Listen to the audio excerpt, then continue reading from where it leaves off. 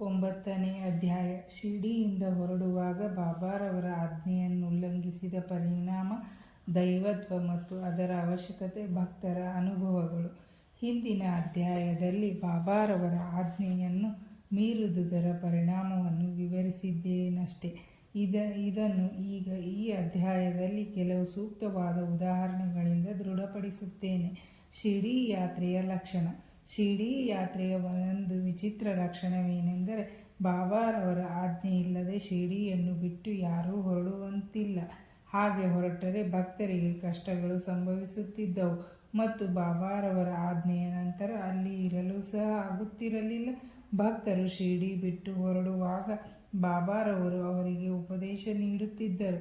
ಅವರು ಅದರಂತೆ ನಡೆದುಕೊಂಡರೆ ಒಳಿತು, ನಡೆಯದೇ ಇದ್ದವರಿಗೆ ಅನಾಹುತಗಳು ತಪ್ಪಿರಲಿಲ್ಲ. ಇಂತಹ ಕೆಲವು ಘಟನೆಗಳು ಈ ಕೆಳಕಂಡಂತೆ ಇವೆ. ತಾತ್ಯಾಕೋತೆ ಪಾಟೀಲ್ ಒಂದು ದಿನ ಗೋಪರ್ಗಾಂವದ ಪೇಟೆಗೆ ಹೋಗುವವರಿದ್ದರು. ಹಾಗೆ ಹೋಗುತ್ತಿರುವಾಗ ಅವಸರದಲ್ಲಿ ಮಸೀದಿಗೆ ಬಾಬಾರವರಿಗೆ ನಮಸ್ಕರಿಸಲು ಬಂದರು. ಆಗ ಬಾಬಾರವರು, ಅವಸರವೇಕೆ, ಸ್ವಲ್ಪ ತಾಳು, ಈಗ ಹೋಗಬೇಡ ಎಂದರು.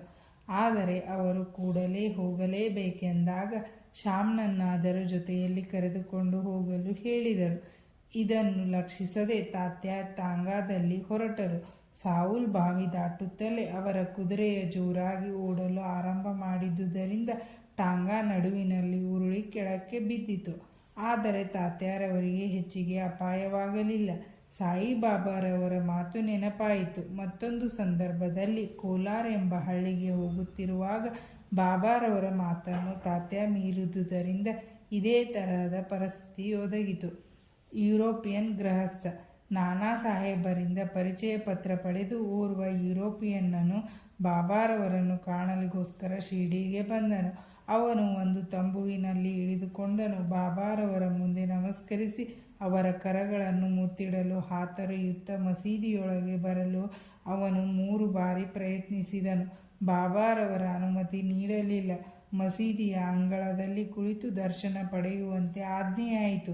ಇದು ಅವನಿಗೆ ಸರಿ ಬೀಳಲಿಲ್ಲ. ಕೂಡಲೇ ಹಿಂತಿರುಗಲು ಮನಸ್ಸು ಮಾಡಿ ಹೊರಡಲು ಬಾಬಾರವರ ಅನುಮತಿ ಬೇಡಿದನು. ಆಗ ಬಾಬಾ, ಇಂದು ಬೇಡ, ಅವಸರವೇಕೆ ಎಂದರು. ಅಲ್ಲಿದ್ದವರೆಲ್ಲರೂ ಬಾಬಾರವರ ಮಾತುಗಳನ್ನು ಉಲ್ಲಂಘಿಸಬಾರದೆಂದು ಅವನಿಗೆ ಹೇಳಿದರು. ಆದರೂ ಅದನ್ನು ಲಕ್ಷಿಸದೆ ಅವನು ಟಾಂಗಾ ಹತ್ತಿದನು. ಮೊದಮೊದಲು ಕುದುರೆಗಳು ಚೆನ್ನಾಗಿ ಓಡ ಹತ್ತಿದವು. ಸಾವುಲ್ ಬಾವಿ ಸಮೀಪಿಸಿದಾಗ ಎದುರಿಗೆ ಬರುತ್ತಿದ್ದ ಸೈಕಲ್ಲನ್ನು ಕಂಡು ಅವು ಜೋರಾಗಿ ಓಡಲು ಶುರು ಮಾಡಿದವು. ಟಾಂಗಾ ತಲೆ ಕೆಳಗಾಯಿತು. ಯುರೋಪಿಯನ್ನನು ಕೆಳಗೆ ಬಿದ್ದನು. ಅವನನ್ನು ಕೂಡಲೇ ಗೋಪರ್ಗಾಂವ್ ಆಸ್ಪತ್ರೆಗೆ ಸಾಗಿಸಲಾಯಿತು. ಈ ರೀತಿಯಾದ ಅನುಭವಗಳು ಬಾಬಾರವರ ಮಾತನ್ನು ಜನರು ಮೀರದಂತೆ ಮಾಡಿದವು. ಭಿಕ್ಷೆಯ ಅವಶ್ಯಕತೆ. ಈಗ ಭಿಕ್ಷೆಯ ಪ್ರಶ್ನೆಯನ್ನು ನೋಡೋಣ. ಬಾಬಾರವರು ಅಂತಹ ಮಹಾಯೋಗಿ ದೈವಿಕತೆಯ ಅಂಶವೇ ಆಗಿದ್ದರೆ ತಮ್ಮ ಜೀವಮಾನದಲ್ಲೆಲ್ಲ ಭಿಕ್ಷೆ ಏಕೆ ಬೇಡುತ್ತಿದ್ದರು ಎಂಬ ಪ್ರಶ್ನೆ ಕೆಲವರ ಮನಸ್ಸಿನಲ್ಲಿ ಮೂಡದಿರಲಾರದು. ಈ ಪ್ರಶ್ನೆಯನ್ನು ಹೀಗೆ ಉತ್ತರಿಸಬಹುದು. 1. ಭಿಕ್ಷೆ ಬೇಡಿ ಜೀವಿಸಲು ಯಾರು ಅರ್ಹರು? ಯಾರು ಸಂತಾನ, ದ್ರವ್ಯ, ಕೀರ್ತಿ ಇವು 3ರಿಂದ ವಿಮುಕ್ತರಾಗಿ ಸನ್ಯಾಸಿಗಳಾಗಿರುತ್ತಾರೆಯೋ ಅವರು ಭಿಕ್ಷೆ ಬೇಡಿ ಜೀವಿಸಲರ್ಹರು ಎಂದು ನಮ್ಮ ಶಾಸ್ತ್ರಗಳಲ್ಲಿ ಹೇಳಲಾಗಿದೆ. ಅವರಿಗೆ ಅಡಿಗೆ ಮಾಡಿಕೊಂಡು ಊಟ ಮಾಡಲಾಗುವುದಿಲ್ಲ. ಅವರಿಗೆ ಆಹಾರ ನೀಡುವುದು ನಮ್ಮ ಕರ್ತವ್ಯ. ಸಾಯಿಬಾಬಾರವರು ಗೃಹಸ್ಥಾಶ್ರಮವನ್ನಾಗಲಿ ವಾನಪ್ರಸ್ಥಾಶ್ರಮವನ್ನಾಗಲಿ ಸ್ವೀಕರಿಸಲಿಲ್ಲ. ಅವರು ಬ್ರಹ್ಮಚಾರಿಗಳಾಗಿದ್ದರು. ಅಂದರೆ ಚಿಕ್ಕಂದಿನಿಂದಲೂ ಸನ್ಯಾಸಿಯಾಗಿಯೇ ಇದ್ದರು. ಪ್ರಪಂಚವೇ ನನ್ನ ಮನೆ, ವಾಸುದೇವನೇ ಜಗನ್ನಿಯಾಮಕ ಎಂಬ ದೃಢವಾದ ನಂಬಿಕೆ ಅವರಲ್ಲಿತ್ತು. ಆದುದರಿಂದ ಅವರು ಭಿಕ್ಷೆ ಬೇಡಲು ಅರ್ಹರಾಗಿದ್ದರು. 2. ಪಂಚಸೂನಗಳು ಮತ್ತು ಅವುಗಳ ಪಾಲನೆ. ನಾವು ನಮ್ಮ ಆಹಾರವನ್ನು ತಯಾರು ಮಾಡುವಾಗ ನಾವು ಪಂಚವಿಧಾನಗಳನ್ನು ಅನುಸರಿಸಬೇಕು ಎಂಬುದು ಎಲ್ಲರಿಗೂ ತಿಳಿದ ವಿಷಯವೇ ಸರಿ. 1. ಕಂಟಣಿ ಪುಡಿ ಮಾಡುವುದು. 2. ಪೇಷಣಿ ಅರಿಯುವುದು. 3. ಊದುಕುಂಬೆ ಪಾತ್ರೆ ತೊಳೆಯುವುದು. 4. ಮಾರ್ಜನಿ ಗುಡಿಸುವುದು ಮತ್ತು ಶುದ್ಧಿ ಮಾಡುವುದು. 5. ಚುಲ್ಲಿಗೆ ಬೆಂಕಿಗೆ ಹಾಕುವುದು. ಈ ಪಂಚವಿಧಾನಗಳನ್ನು ಅನುಸರಿಸಿದಾಗ ಆಹಾರದಲ್ಲಿ ಅನೇಕ ಕ್ರಿಮಿ ಕೀಟಗಳು ನಾಶವಾಗಬಹುದು. ಮತ್ತು ಅದರಿಂದ ನಾವು ಪಾಪ ಮಾಡಬೇಕಾಗುವುದು.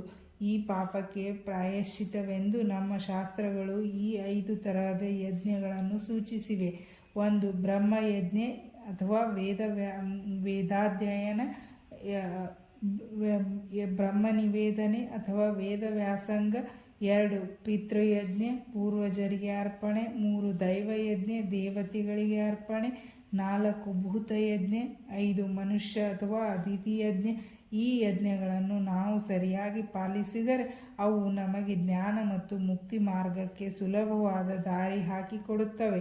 ಈ ಕರ್ತವ್ಯಗಳನ್ನು ನಮಗೆ ಜ್ಞಾಪಿಸಲಿಗೋಸ್ಕರವೇ ಬಾಬಾರವರು ಪ್ರತಿ ಮನೆಯ ಬಾಗಿಲಿಗೂ ಹೋಗುತ್ತಿದ್ದರು. ಅವರಿಂದ ಈ ರೀತಿಯಾದ ಪಾಠ ಕಲಿತವರು ನಿಜಕ್ಕೂ ಧನ್ಯರು. ಭಕ್ತರ ಅನುಭವಗಳು. ಯಾರು ಒಂದು ಪ್ರತಿಫಲ ಅಥವಾ ಉದಕ ಇವುಗಳನ್ನು ನಿರಂತರ ಪ್ರೀತಿಯಿಂದ ನನಗೆ ಅರ್ಪಿಸುವರೋ ಅಂಥವರ ಪರಿಶುದ್ಧವಾದ ಪ್ರೇಮವನ್ನು ನಾವು ಸದಾ ಮನಪೂರ್ವಕವಾಗಿ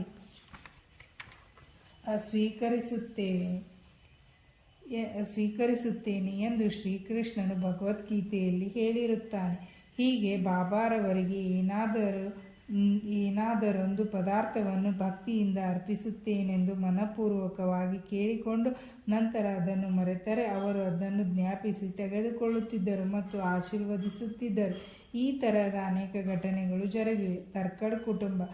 ಬಾಬಾ ಸಾಹೇಬ್ ತರ್ಕಡ್ ಪಾಟ್ನಾ ಸಮಾಜಕ್ಕೆ ಸೇರಿದ ಬಾಬಾರವರ ದೃಢ ಭಕ್ತರಾಗಿದ್ದರು.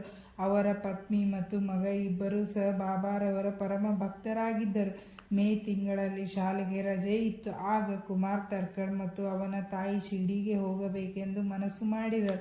ಆದರೆ ಬಾಲಕ ತರ್ಕಡ್ ತಾನು ಮತ್ತು ತನ್ನ ತಾಯಿ ಶಿರ್ಡಿಗೆ ಹೋದರೆ ಮನೆಯಲ್ಲಿ ಬಾಬಾರವರ ಪೂಜೆ ನಿಂತು ಹೋಗುವುದೆಂದು ತಂದೆಯವರು ಪ್ರಾರ್ಥನಾ ಸಮಾಜವಾದಿಗಳಾದುದರಿಂದ ಬಾಬಾರವರ ಫೋಟೋಕ್ಕೆ ಪೂಜೆ ಸಲ್ಲಿಸಲಾರರೆಂದು ತಿಳಿದು ಶಿರ್ಡಿಗೆ ಹೋಗಲಿಚ್ಛಿಸಲಿಲ್ಲ. ಆಗ ತಂದೆಯವರಿಂದ ಆಶ್ವಾಸನೆ ಪಡೆದು ತಾಯಿ ಮಗ ಇಬ್ಬರೂ ಒಂದು ಶುಕ್ರವಾರ ರಾತ್ರಿ ಶಿರ್ಡಿಗೆ ಪ್ರಯಾಣ ಬೆಳೆಸಿದರು. ಮರುದಿನ ಶನಿವಾರ ಶ್ರೀ ತರ್ಕಡ್ರವರು ಬೆಳಗಿನ ಜಾವ ಎದ್ದು ಸ್ನಾನ ಮುಂತಾದವುಗಳನ್ನು ಮುಗಿಸಿಕೊಂಡು ಬಾಬಾರವರ ಫೋಟೋದ ಮುಂದೆ ನಿಂತು, ಬಾಬಾ, ನನ್ನ ಮಗನು ನಿನಗೆ ಹೇಗೆ ಸೇವೆ ಮಾಡುತ್ತಿದ್ದನೋ ಅದೇ ರೀತಿ ನಾನು ಈ ದಿನ ಸೇವೆ ಸಲ್ಲಿಸುತ್ತೇನೆ, ಅದು ಕೇವಲ ತಮಾಷೆಯಾಗದಿರಲಿ ಎಂದು ಹೇಳಿ ಆ ದಿನ ಪೂಜೆ ಸಲ್ಲಿಸಿ ಸಕ್ಕರೆಯನ್ನು ನೈವೇದ್ಯವಾಗಿ ಅರ್ಪಿಸಿದರು. ಪ್ರಸಾದವು ಎಲ್ಲರಿಗೂ ಊಟದ ಜೊತೆಗೆ ಕೊಟ್ಟರು. ಆ ದಿನ ಸಂಜೆ ಮತ್ತು ಮರುದಿನ ಭಾನುವಾರವೂ ಸಹ ಅದೇ ರೀತಿ ಆಚರಿಸಿದರು. ಅವರಿಗೆಂದು ಈ ತರಹದ ಪೂಜೆ ಮಾಡಿ ಅಭ್ಯಾಸವಿರಲಿಲ್ಲ. ಆದರೂ ತಮ್ಮ ಮಗನಿಗೆ ವಚನ ಕೊಟ್ಟಂತೆ ಎಲ್ಲವೂ ಸಾಂಗವಾಗಿ ನೆರವೇರುತ್ತಿರುವುದನ್ನು ಕಂಡು ಅವರ ಮನಸ್ಸಿನಲ್ಲಿ ದೃಢತೆ ಮೂಡಿತು. ಮಂಗಳವಾರ ಬೆಳಗ್ಗೆಯೂ ಸಹ ಪೂಜೆ ನೆರವೇರಿಸಿ ಕಚೇರಿಗೆ ಹೋದರು. ಮಧ್ಯಾಹ್ನ ಮನೆಗೆ ಬಂದು ಊಟಕ್ಕೆ ಕುಳಿತಾಗ ಬಾಬಾರವರ ಪ್ರಸಾದವಿರಲಿಲ್ಲ. ಅಡುಗೆಯವರು, ಸ್ವಾಮಿ, ಈ ದಿನ ತಾವು ಸಕ್ಕರೆಯನ್ನು ನೈವೇದ್ಯ ಮಾಡಲು ಮರೆತೇ ಬಿಟ್ಟಿರಿ ಎಂದನು. ಕೂಡಲೇ ಬಾಬಾರವರ ಫೋಟೋದ ಹತ್ತಿರ ಹೋಗಿ ನಮಸ್ಕರಿಸಿ ಕ್ಷಮೆ ಬೇಡಿದರು. ಆ ದಿನವೇ ತಮ್ಮ ಮಗನಿಗೆ ಬಾಬಾರವರಿಂದ ತಮ್ಮ ಅಪರಾಧ ಕ್ಷಮೆ ಮಾಡಲು ಪತ್ರ ಬರೆದರು. ಅದೇ ಸಮಯ ಮಂಗಳವಾರ ಶಿರ್ಡಿಯಲ್ಲಿ ಮಧ್ಯಾಹ್ನದ ಆರತಿ ಆರಂಭವಾಗುವುದರಲ್ಲಿತ್ತು. ಬಾಬಾರವರು ಶ್ರೀಮತಿ ತರ್ಕಡ್ರವರನ್ನು ಕುರಿತು, ತಾಯಿ, ಈ ದಿನ ಏನಾದರೂ ತಿನ್ನಬೇಕೆಂದೆನಿಸಿ ಬಾಂದ್ರಾದಲ್ಲಿ ನಿಮ್ಮ ಮನೆಗೆ ಹೋಗಿದ್ದೆ. ಮನೆಗೆ ಬೀಗ ಹಾಕಿತ್ತು. ಹೇಗೋ ಒಳಗೆ ಪ್ರವೇಶಿಸಿ ನೋಡಿದೆ. ತರ್ಕಡ್ರವರು ನನಗೋಸ್ಕರ ಏನನ್ನೂ ಇಟ್ಟಿರಲಿಲ್ಲ. ಅತೃಪ್ತನಾಗಿ ಹಸಿವಿನಿಂದ ಹಿಂತಿರುಗಿದ್ದೇನೆ ಎಂದರು.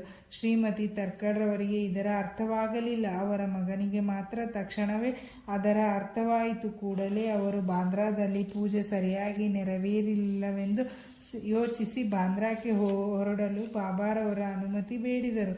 ಬಾಬಾರವರು ಅದನ್ನು ನಿರಾಕರಿಸಿ ಇಲ್ಲಿಯೇ ಪೂಜೆಯನ್ನು ನೆರವೇರಿಸಿ ಎಂದರು.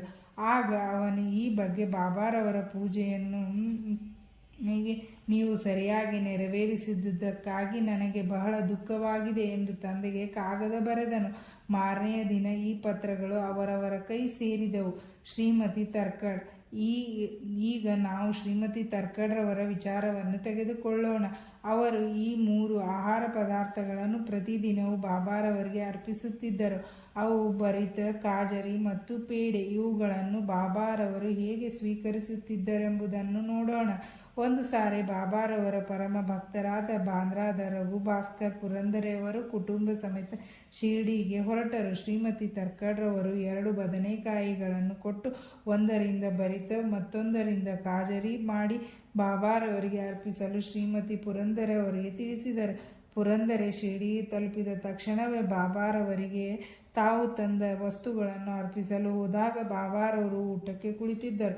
ಬಾಬಾರವರು ಭರಿತ ಉಂಡು ಬಹಳ ಚೆನ್ನಾಗಿದೆ ಎಂದು ಹೇಳಿ ಎಲ್ಲರಿಗೂ ಹಂಚಿ ನಂತರ ಕಾಜರಿ ಕೇಳಿದರು. ರಾಧಾಕೃಷ್ಣ ಮಾಯಿಯನ್ನು ಕರೆದು ಅವಳಿಗೆ ಕಾಜರಿ ತಯಾರು ಮಾಡಿ ತರಲು ಹೇಳಿದರು. ಆದರೆ ಆಗ ಬದನೆಕಾಯಿ ಮೌಸಂಬಿ ಇರಲಿಲ್ಲ. ಭರಿತ ಯಾರು ತಂದರೆಂದು ವಿಚಾರಿಸಿದ ಮೇಲೆ ಅದನ್ನು ಒದಗಿಸಿದ ಶ್ರೀಮತಿ ಪುರಂದರೆಯವರಿಗೆ ಬದನೆಕಾಯಿ ಒಪ್ಪಿಸುವ ಜವಾಬ್ದಾರಿ ಇದೆ ಎಂದು ಎಲ್ಲರೂ ಮನಗಂಡರು. 1915 ಡಿಸೆಂಬರ್ನಲ್ಲಿ ಶ್ರೀ ಗೋವಿಂದ್ ಬಲರಾಮ್ ಮಾನ್ಕರ್ ರವರು ತಮ್ಮ ತಂದೆಯವರ ಶ್ರಾದ್ದ ಮಾಡಲು ಶಿರ್ಡಿಗೆ ಹೊರಡಬೇಕೆಂದಿದ್ದರು. ಅವರು ಶಿರ್ಡಿಗೆ ಹೊರಡುವ ಮುನ್ನ ಶ್ರೀಮತಿ ತರ್ಕಡ್ರವರನ್ನು ಕಂಡರು. ಶ್ರೀಮತಿ ತರ್ಕಡ್ರವರು ಬಾಬಾರವರಿಗೆ ಏನನ್ನಾದರೂ ತಿನ್ನಲು ಕಳಿಸಬೇಕೆಂದು ಯೋಚಿಸಿ ಮನೆ ತುಂಬ ಹುಡುಕಿದರು. ಪೇಡೆ ಹೊರತು ಇನ್ನಾವುದೂ ಇರಲಿಲ್ಲ. ಆದರೆ ಅದಾಗಲೇ ನೈವೇದ್ಯವಾಗಿತ್ತು. ಅದನ್ನೇ ಬಾಬಾರವರು ಪ್ರೀತಿಯಿಂದ ಸ್ವೀಕರಿಸುತ್ತಾರೆಂದು ಭಾವಿಸಿ ಮಾನ್ಕರ್ ಅವರ ಕೈಯಲ್ಲಿ ಕೊಟ್ಟು ಕಳುಹಿಸಿದರು. ಶ್ರೀಯುತ ಮಾನ್ಕರ್ ರವರು ಶಿರ್ಡಿ ತಲುಪಿ ಬಾಬಾರವರ ದರ್ಶನ ಮಾಡಲು ಮಸೀದಿಗೆ ಹೊರಟರು. ಆದರೆ ಪೇಡೆ ತೆಗೆದುಕೊಂಡು ಹೋಗುವುದನ್ನು ಮರೆತು ಬಿಟ್ಟರು. ಬಾಬಾರವರು ತಾಳ್ಮೆಯಿಂದ ಕೆಲವು ಕಾಲ ಸುಮ್ಮನಿದ್ದರು. ಮಧ್ಯಾಹ್ನ ಮಸೀದಿಗೆ ಹೋದಾಗ ಮಾನ್ಕರ್ ಅವರು ಪೇಡೆ ಕೊಡಲು ಮರೆತರು. ಬಾಬಾರವರಿಗೆ ತಾಳ್ಮೆ ಮೀರಿತು. ಆಗ ಅವರು ನನಗೆ ಏನನ್ನು ತಂದಿರುವೆ ಎಂದು ಮಾನ್ಕರ್ ಅವರನ್ನು ಕೇಳಿದರು. ಅವರು ಏನೂ ಇಲ್ಲವೆಂದುತ್ತರಿಸಿದರು. ಬಾಬಾ ಮತ್ತೊಮ್ಮೆ ಕೇಳಿದರು. ಪುನಃ ಅದೇ ಉತ್ತರ. ಆಗ ಬಾಬಾರವರು ತಾಯಿಯು ನನಗೋಸ್ಕರ ನೀನು ಹೊರಟು ಬರುವಾಗ ಸಿಹಿ ತಿನಿಸನ್ನು ಕೊಡಲು ಹೇಳಿ ನಿನ್ನ ಹತ್ತಿರ ಏನೂ ಕೊಡಲಿಲ್ಲವೇ ಎಂದು ಕೇಳಿದರು. ಆಗ ಅವರಿಗೆಲ್ಲವೂ ನೆನಪಾಯಿತು. ಕೂಡಲೇ ಬಾಬಾರವರ ಕ್ಷಮೆ ಬೇಡಿ ತಾವು ತಂಗಿದ್ದ ಸ್ಥಳಕ್ಕೆ ಹೋಗಿ ತಂದಿದ್ದ ಪೇಡೆ ತೆಗೆದುಕೊಂಡು ಬಂದು ಅರ್ಪಿಸಿದರು. ಇದನ್ನು ಬಾಬಾ ಸಂತೋಷದಿಂದ ತಿಂದರು. ಈ ರೀತಿ ಶ್ರೀಮತಿ ತರ್ಕಡ್ರವರು ಭಕ್ತಿಯನ್ನು ಬಾಬಾ ಮೆಚ್ಚಿದರು. ನನ್ನನ್ನು ನಂಬಿದವರನ್ನು ನಾನು ಸದಾ ಆಶೀರ್ವದಿಸುತ್ತೇನೆ ಎಂದು ಗೀತೆಯ ವ್ಯಾಖ್ಯೆ ಈ ರೀತಿ ಇಲ್ಲಿ ನಿಜವಾಯಿತು. ಹೊಟ್ಟೆ ತುಂಬ ಊಟ. ಒಂದು ದಿನ ಶ್ರೀಮತಿ ತರ್ಕಡ್ರವರು ಶಿರ್ಡಿಯಲ್ಲಿ ಒಬ್ಬರ ಮನೆಯಲ್ಲಿ ಊಟಕ್ಕೆ ಕುಳಿತಾಗ ಅಲ್ಲಿ ಒಂದು ಹಸಿದ ನಾಯಿ ಬಂದಿತ್ತು. ಶ್ರೀಮತಿಯವರು ಅದಕ್ಕೆ ಒಂದು ಚೂರು ರೊಟ್ಟಿ ಹಾಕಿದರು. ಅದು ಅದನ್ನು ಸಂತೋಷದಿಂದ ತಿಂದು ಹೊರಟು ಹೋಯಿತು. ಸಾಯಂಕಾಲ ಅವರು ಮಸೀದಿಗೆ ಹೋದಾಗ ಬಾಬಾರವರು, ತಾಯಿ, ಈ ದಿನ ನೀನು ನನಗೆ ಹೊಟ್ಟೆ ತುಂಬ ಊಟ ಹಾಕಿರುವೆ. ನನ್ನ ಪ್ರಾಣಗಳು ತೃಪ್ತಿ ಪಡೆದವು. ಯಾವಾಗಲೂ ಇದೇ ರೀತಿ ವರ್ತಿಸು, ನಿನಗೆ ಒಳ್ಳೆಯದಾಗುತ್ತದೆ. ಮಸೀದಿಯಲ್ಲಿ ಕುಳಿತು ನಾನು ಯಾವಾಗಲೂ ಸತ್ಯವನ್ನೇ ನುಡಿಯುವೆನು. ಈ ರೀತಿ ಯಾವಾಗಲೂ ನನ್ನ ಮೇಲೆ ದಯೆ ಇಡು. ಮೊದಲು ಹಸಿದವರಿಗೆ ಆಹಾರ ನೀಡಿ ನಂತರ ನೀನು ಊಟ ಮಾಡು ಎಂದರು. ಇದು ಅವಳಿಗೆ ಅರ್ಥವಾಗಲಿಲ್ಲ. ಆಗ ಬಾಬಾ, ನಾನು ಯಾವಾಗ ನಿಮಗೆ ಆಹಾರ ನೀಡಿದೆ ಎಂದು ಕೇಳಲು ಬಾಬಾರವರು, ನೀನು ಪ್ರೀತಿಯಿಂದ ಕೊಟ್ಟ ರೊಟ್ಟಿಯ ಚೂರನ್ನು ತಿಂದು ನಾನು ನಿಜವಾಗಿಯೂ ತೃಪ್ತಗೊಂಡಿದ್ದೇನೆ. ನೀನು ಬೆಳಗ್ಗೆ ಊಟಕ್ಕೆ ಕುಳಿತಾಗ ಬಂದ ನಾಯಿಯೂ ನನ್ನ ಅಂಶ. ಇದೇ ರೀತಿ ಇತರ ಜೀವಿಗಳು ಸಹ. ನಾನು ಆ ರೀತಿ ಅಲೆದಾಡುತ್ತೇನೆ.